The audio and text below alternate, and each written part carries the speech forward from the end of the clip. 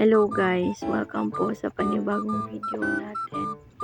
So sa video po natin ngayon, ipapakita ko po kung ano po yung ginagawa ko bago ako matulog.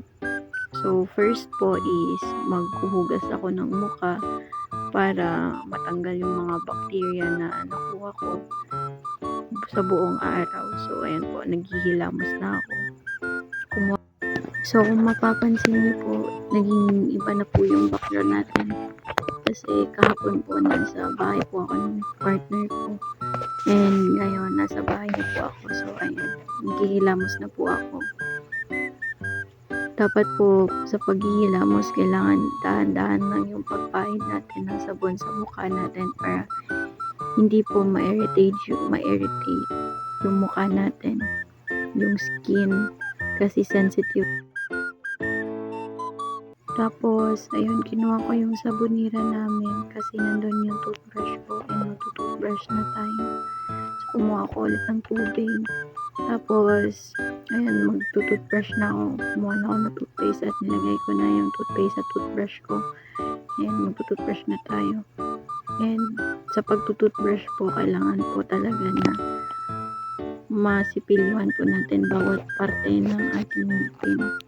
Up and down and then side by side, tapos center, tapos yung dila po natin para malinis po talaga. So after kong mag-toothbrush, nagmumug na ako para mawala yung sabon sa bibig ko and maging malinis na yung bibig ko. Tapos ayan, kinuha ko yung sabonira, nilagay ko sa lagayan.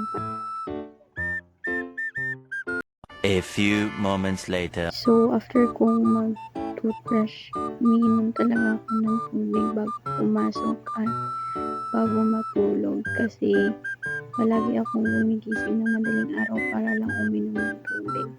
Kaya kailangan talaga na uminom ako bago ako matulog. So, ayan. 2 hours later. So, after kong uminom ng tubig, ay agad na akong pumasok sa loob and nagpunas na ako ng mukha.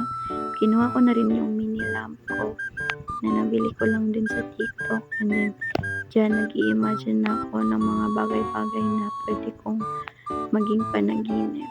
Just after nyan, pinailaw ko na kasi ready na akong matulog.